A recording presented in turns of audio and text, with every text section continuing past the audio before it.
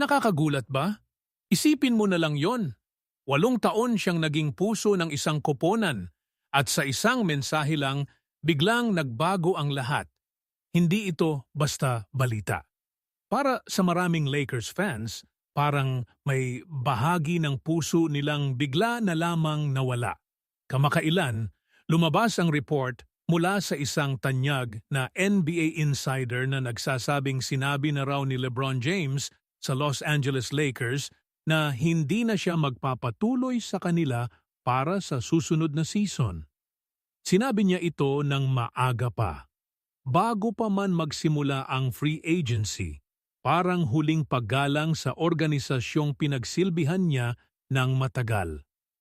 Gusto niyang magkaroon sila ng sapat na oras para umayos, para makapagplano, para hindi sila mabigla sa gitna ng laban. Pero dito nagsisimula ang totoong kwento. Hindi lang ito tungkol sa pag-alis ng isang superstar. Ito ay tungkol sa isang koponan na kailangang muling tumayo, muling humanap ng direksyon sa gitna ng kawalang katiyakan.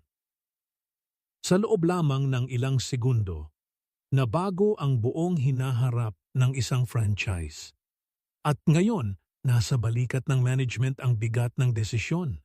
Sugalan ba nila ang lahat sa isang malaking pangalan o dahan-dahan bang ituntong muli ang pundasyon?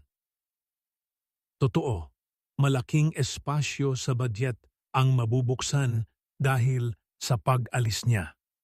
Pero huwag tayong padalos-dalos mag-isip na madali na lang mangyayari ang lahat. May mga patakaran pa rin sa salary cap. May mga limitasyon sa kontrata. Kaya hindi ganoon kasimple ang pag-angkin ng bagong bituin. Minsan, mas matalinong hakbang ang unti-unting paglapat ng mga tamang piyesa kaysa sa isang bigla at mapanganib na sugal. Kung tutuusin, may pagkakataon pa rin sila sa merkado ng trade.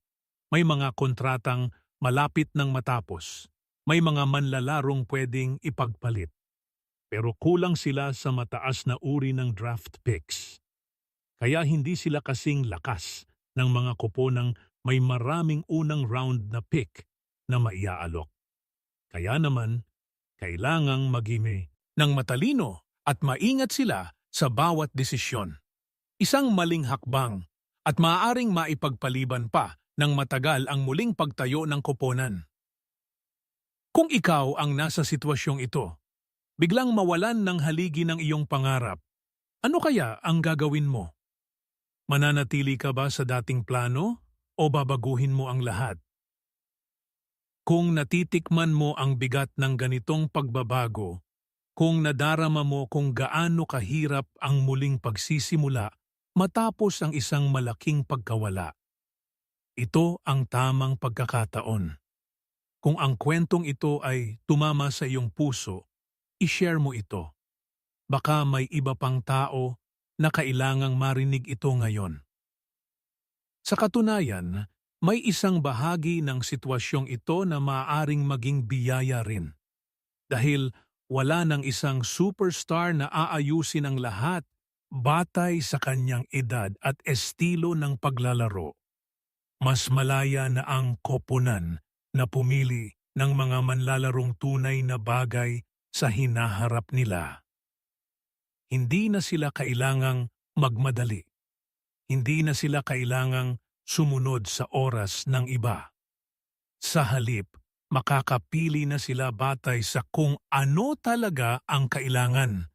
Mga manlalarong bagay sa edad at estilo ng mga bagong leader ng koponan.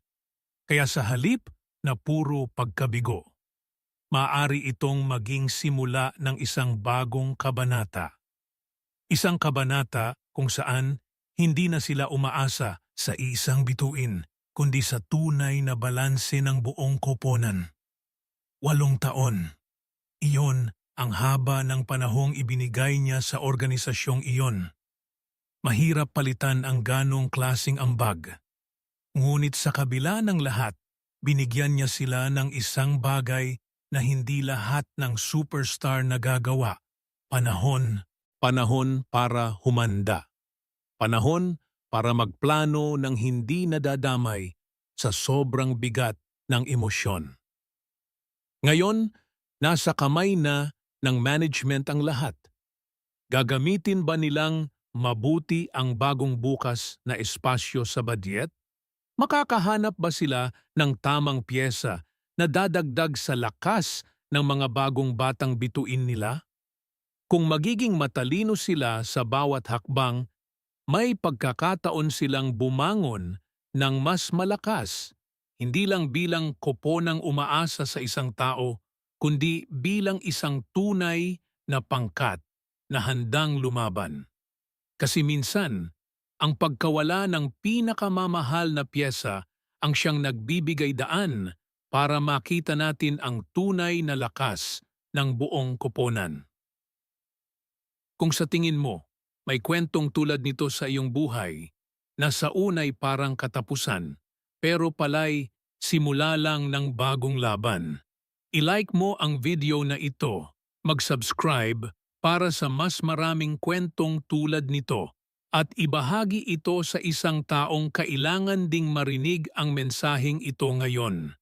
Dahil kung minsan, ang bawat pagkatalo ay may dalang bagong pagkakataon, kailangan lang nating tingnan ito sa tamang liwanag